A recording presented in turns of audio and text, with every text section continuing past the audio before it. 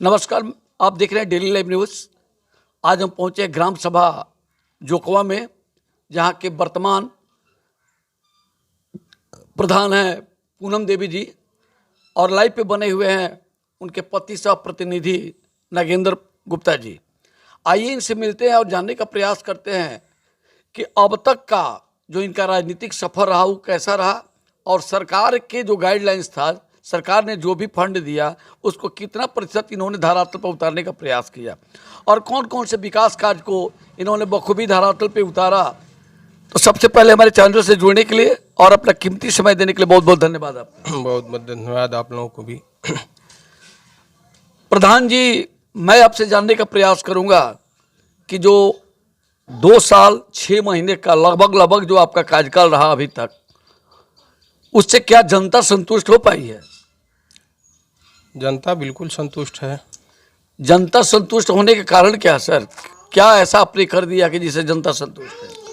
सबसे पहले हमने विद्यालय में जो जर्जर विद्यालय, हमारे यहाँ विद्यालय की स्थिति बहुत जर्जर थी। जी जी जी। सबसे पहले जो फंड मिला हमको, सबसे पहले पहले हमने जर्जर जो विद्यालय में जर्जर अवस्था में जो भवन था उसको मैंने निर्माण कराया।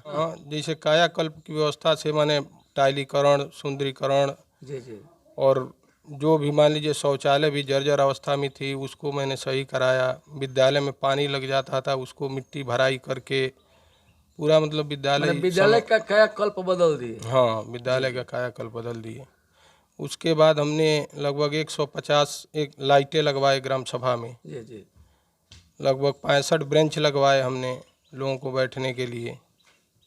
और इस समय फ़िलहाल में मान लीजिए कि चूँकि हमारे ग्राम सभा में बहुत कम फंड आता है, तो फंड के हिसाब से इस समय मान लीजिए कि अमृत सरोवर में कार्य चल रहा है, सीढ़ी बन रहा है जिसमें हमने लगभग 43 मीटर सीढ़ी बनवा रहे हैं। वो किस योजना के अंतर्गत बन रहा है सर? 14 में से बन रहा है। जी जी जी। मनरेगा से उसका मान लीजिए मिट्टी खुदाई हुआ है और बाकी जो कार्य हो रहा है तो मिट्टी के खुदाई के जो कार्य है आपने कृत्रिम मशीन के द्वारा किए हैं आकि जो मनरेगा के मजदूर है उसके माध्यम से? मनरेगा के मजदूरों द्वारा हुआ है। कितनी उनकी पर डे की कितनी उसकी सैलरी है उनकी?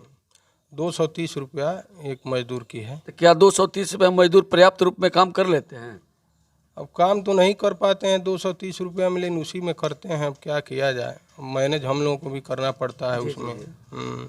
तो एक अमृत सरोवर बनाने का सरकार के ऐसी क्या नियति में आई कि अमृत सरोवर का निर्माण करने के लिए प्रयासत किया और अमृत सरोवर से फायदा क्या है?